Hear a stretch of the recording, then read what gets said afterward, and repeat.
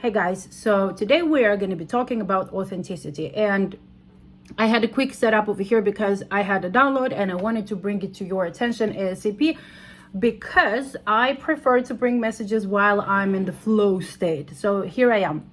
Let's talk a little bit about what is it to be authentic actually means. Because me personally, for those of you who know me, by the way, guys, for those of you who know me, thank you for coming back to listen to the messages that I am bringing into the world. Thank you for subscribing and entrusting me with your energy, with your time. I'm extremely grateful, guys. I swear, there is a practice that I do with every single new subscriber. I always express gratitude to the creator, creation, God, all that is, however you may call this beautiful power, for having that trust that people found something beautiful in the messages that I am bringing into the world and wanting to hear more of that. I truly am grateful for every single one of you, and I give thanks to every single one of you guys who are subscribing or coming back or sharing or talking to me and commenting. And if you are coming across my channel for the first time, I want to welcome you. And if you found that message, there is a reason, hence the name, you're here for a reason. I call this channel Here for a Reason because I truly believe that each and every one of us are here for a reason. And also the reason that message found you, that you will find something in there. Maybe you will not resonate with the entire message, but you will find something that is in there for you specifically that applies to your story. So anyway, for those of you guys who know that who are familiar with the messages that I'm bringing, I do talk a lot about them. And basically, I created the whole guidance and mentorship around the transformation into returning to the self. Speaking of which, I'm a personal transformation guide and mentor, and I help people to return back to their true self, from where they can create the life of their dreams. And the life of dreams can be different for every single one of us, right? Because the vision that we all have is very different. But how I see it, the foundation of coming back to thyself, to ourselves, is the foundation upon which we will create the life of our dreams. But what does it actually mean to be authentic, right? Because I've noticed that in social media and in internet, like whatever platforms you guys are exposing yourself to, a lot of people talk about authenticity, but unfortunately not the whole. Oh shit, hold on. You know what? I noticed that my microphone was not connected, but I am gonna keep going. Okay, it was just 3 minutes, so I hope that the sound will be okay. But anyway, I'm not gonna stop it. I'm not gonna let it stop me from delivering that beautiful message of my authenticity to you, for you to embody it, for you to embrace it. Because trust me, guys, like on my personal journey, that has not been easy, and it has been so many things have happened, right? Like we all have a story to tell. We all have a story to tell about our personal journey. Hold on, let me double check if it's, yeah, it is. Okay. I got a little bit anxious there for just a second. Breathe out, ground in this moment. There you go. So anyway, what I wanted to say is, a lot of people talk about authenticity, but a lot of people do not, unfortunately, embrace authenticity. And actually, like, people say, be yourself, be yourself. Like, what does it actually mean to be yourself? Because people very often put a persona, like I'm being myself, which in reality, it is actually a persona that the person created from their egotistical self in order, again, to be loved, to be accepted, to be validated, to be approved, and so on and so forth. But what I want to tell you guys is that what does it actually mean to be yourself? To be yourself means embodying every single part of you, every single aspect of who you are including the negative parts too, which we label negative, which in reality are not negative. It's just we've learned that somebody doesn't like those qualities of ours. But believe it or not, there will be always someone who will like those so-called negatives of your negative qualities of yours. So guys, what it actually means to going back to yourself is embodying all of you, all of the wounding, all of the good qualities of yours that you consider your strength, all of the qualities that you consider your flaws, which is not flaws, it's just been conditioned upon us that they are flawed. But you actually sitting with yourself and asking yourself those questions like, so who am I truly? Who am I? Right? What qualities do I have that I don't like? And this is the time for you to look within and meet them with empathy and compassion. What is it, the quality that you don't really like about yourself? Let's say, like a very simple example, it's not like related to any wounding or anything, but me personally, I don't feel time. I truly don't feel time. And a lot of people kind of give me a like, not hard time, but sometimes hard time, like that I'm always late. I'm almost always late because I don't feel time. And it has nothing to do with me being inconsiderate of other people's time, with me being disrespectful with other people's time. It has nothing to do with them, but has everything to do with my inability to feel the time. And I know it may sound like a lame excuse to some people, but some people, especially neurodivergent people, will understand exactly what I'm talking about. They will understand, especially like ADHD people, they will know exactly what I'm talking about when you don't have this concept of time. Maybe even autistic people too, by the way. I think autistic people too, no, actually, autistic people are actually like the opposite of that. They need more clarity on a lot of things. But anyway, because I started noticing in myself, like the funniest thing is always like I think a lot, right? Guys, like I think a lot. I analyze a lot of things all the time. I don't.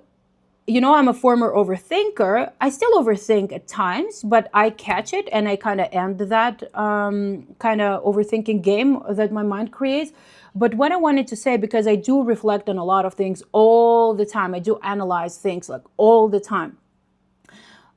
And what I have to realize that those so funny is like that I started noticing, and it's for somebody, there is a reason why I'm saying that. Otherwise, I did not plan to say anything other than just being in the flow and talking about the acceptance and being authentic to your true self and how to find your true self.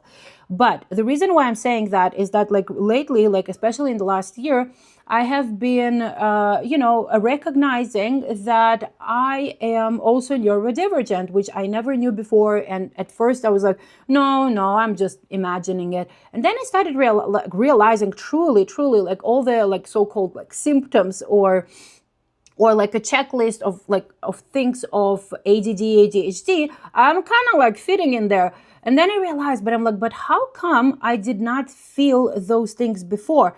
And then this aha moment came into my mind that before I was living as a role of someone I was not completely as, right? I was not completely in a completely different role, but I was masking, not so much masking, but more like, well, yeah, I was like putting a mask of someone I was not like 100% it in a way, And I realized like this aha moment for me was that the more I allowed myself to be myself, the more I embodied the full version of me, the parts that people don't like, the parts that I didn't necessarily like, and the parts that I love, and I started recognizing the parts that are good and that people resonate with them, and I started resonating with them too.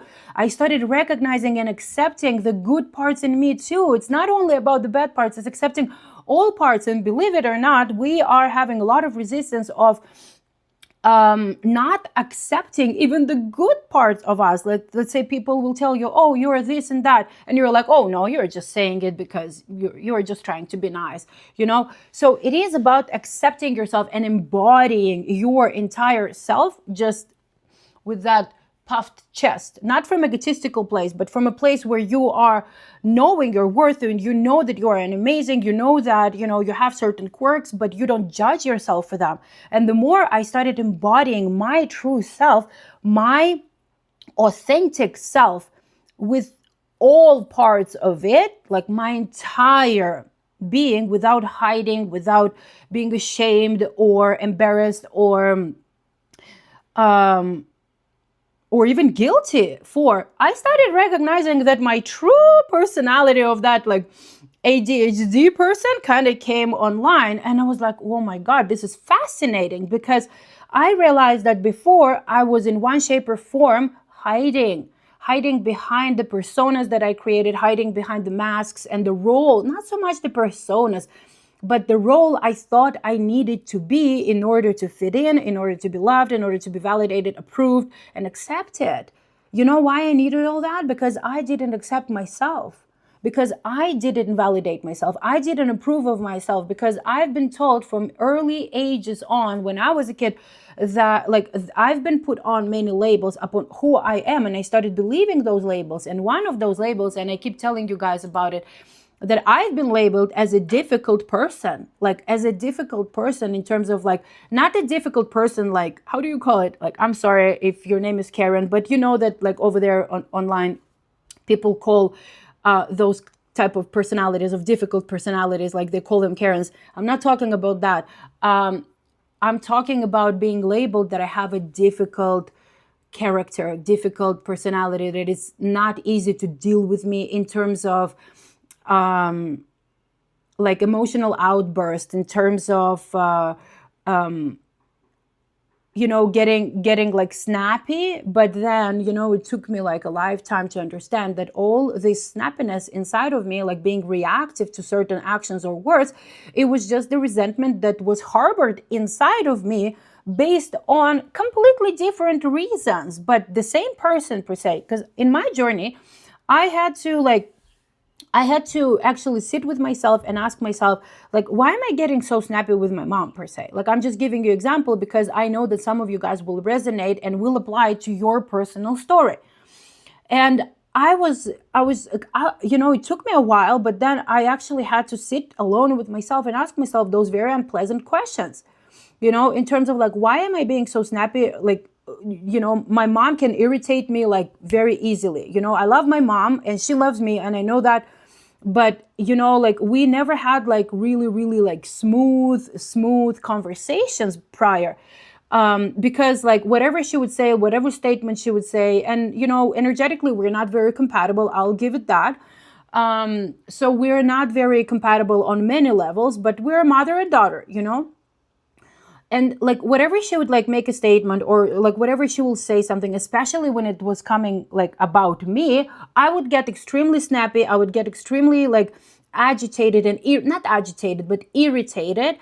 And then I had to sit alone with myself and ask, why is this happening? Like, why is she triggering me like for no reason? Well, there is a reason always, like there is a reason, but why is it affecting me so deeply and so powerfully and so strongly? So I had to spend quite a bit of time to actually understand that my irritation had nothing to do with the actual conversation we were having, but had everything to do with the resentment that my little girl was harboring like for years and years and years about everything. There is not just like a single cause, but like the underlying reason over there, that my mom was not as interested in getting to know me or understand me or soothe me emotionally, that I didn't feel seen, I didn't feel special, I didn't feel heard, I didn't feel understood. But, you know, that's why I put so much effort in doing the inner work, because you start to understand your parents and your upbringings, to realize like simple realities, as unpleasant as they are, that it is not your parents' fault the way that they are, because they were created by their parents who were not emotionally available, who were abusive, or who were whatever they were. It created your parents, and your parents also perhaps didn't have the tools didn't have the information, didn't have, well, the desire too, but again, the desire can come from availability of resources. And very often, like the generation, let's say, of my parents, and however your parents old are, like very often, like in their like cultural circles, like a lot of tools were not simply available, or they were not acceptable, because again, there was stigma. Let's say going to a psychologist, going to a therapist, like back in my country, like people had that stigma around going to a therapist, which was not very common in general, like that not a lot of people were therapists back then. Now more, thankfully. But back then, like there was a common saying that I don't need a therapist, I'm not crazy. So you see, again, the social programming, the stigma around like a lot of things. So people would not seek help, right? Like, again, this is a whole different, this is a whole different topic to talk about.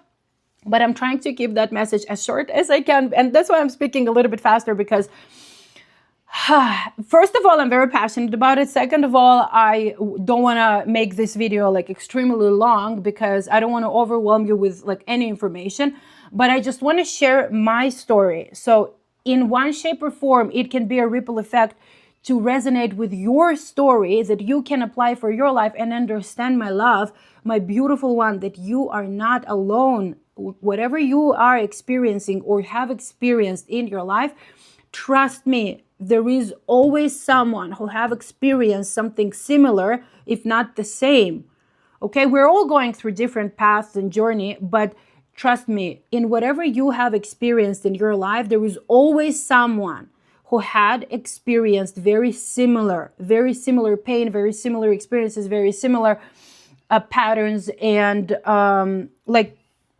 life story, basically. But what I want to tell you is that unless you are willing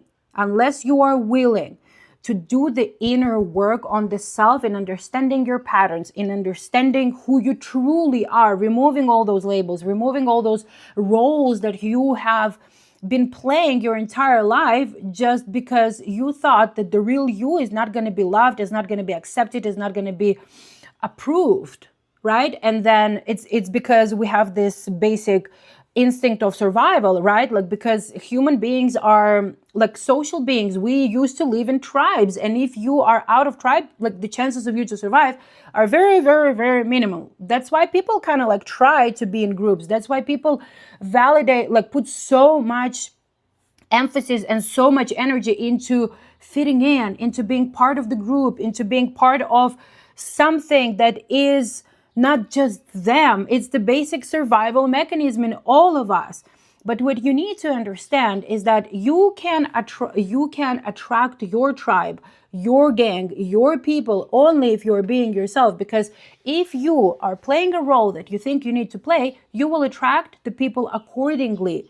And then it will be extremely exhausting for you to maintain that role, to play that role. And then you will come to the burnout. And who is going to win out of it? Nobody. Nobody is going to win. 15-15, as I said. Your birthday may be on the 15th. Cool. Anyway, guys, what I wanted to say is, if you truly want to change your life, you need to understand this simple yet very difficult reality, this simple and very difficult truth, that unless you look inside of yourself and admit the patterns, the layers, the whatever that is not even yours, that has been carried like onto you, like from generations, and also the beliefs that you started to have about yourself because somebody told something to you of who you are, and you started believing that truth. Like, you need to spend time with yourself and actually understand, is that really you? Like, the version of you that you are living today, is that, like, ask yourself, even write it down, take a piece of like paper and a pen and write it down. It's like, so who am I? I'm this and that. Is that true? And then write the answer. And then again, is that true? And write as many questions, is that true? And as many answers to that same question, is that really true? Until you actually come to an answer that will resonate with your intuition, and that will be like, cling, That's who I am. And this is how you find the way back to yourself. And then once you start realizing like of who you truly are, the next step is accepting that full version of who you are, that full version of who you are, accepting it fully, accepting it like, how do you call it? Not unexcusably, but there is like, oh my God, there is a word. It's just on the tip of my tongue. I forgot it. Unapologetically, thank you. Unapologetically embracing your true self, being yourself, being who you are, being like as nerdy as you want, as weird as you want, as like funny and inappropriate as you, well, there is a limit to the inappropriate part, but you know what I mean, kind of like saying the truth, being truthful to yourself, saying what you think. And if somebody doesn't like it, well, that's not on you. And of course, it all like your truth, the words that you speak are like spells, so they need to come from a place of love. They need to come, confirmation burp. They need to come from a place of compassion and kindness. They shouldn't come from a place of egotistical, this like, oh, I'm right, my way or highway. No. This is not what I mean. I'm talking about like if you're speaking your truth, it has to be spoken from a place of love, from your heart, from your deep knowing and truth that you're speaking the truth of your heart. And if somebody is offended by that, that's not on you. That's on them to do the work on themselves. Okay. But again, it has to come, very important, has to come from a place of love. I want to pull a card, guys. Hold on. I want to pull a card because I just feel called to as I'm wrapping up this message. That is, I'm very proud of myself that it is like 20 minutes-ish message. So it's very cool. So we're going to pull a card from the High Priestess Oracle cards. And this is going to be the message from Yeshua. And you know what? Let's go. Yeshua. And then we'll marry. I'll pull 2 cards, okay? Or 3. Yeshua, what is your message to this viewer? What do you want this viewer to know on their journey right now? We talk about authenticity, but you know that already. What is the message? Slow down. That's what I heard. Slow down. However this applies to you. Council of Light. Some of you guys are galactic, intergalactic. Some of you guys are Earth angels. High Council of Light, Ascended Masters. Like this is Yeshua, by the way. And you do know, for those of you who are tuned in more into Christ consciousness and the consciousness of unity, you know that Yeshua was one of the Ascended Masters. There is a confirmation. You might be Jewish, some of you. Divine leadership, collaborative purpose. I'm telling you guys, you see like how I was talking about your gang, your tribe, and like you will be able to create like a beautiful, meaningful community around the purpose that you are leaving. Well, like you will find your purpose until like not until you accept yourself and find yourself first and then accept it.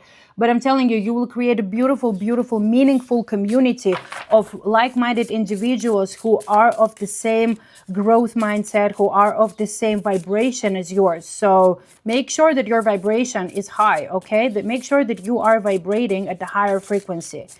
Mary Magdalene, what is the message? Ooh.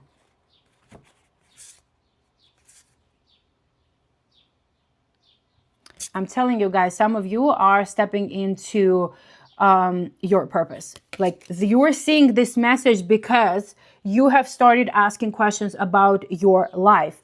And I'm so happy to feel it. You're remembering.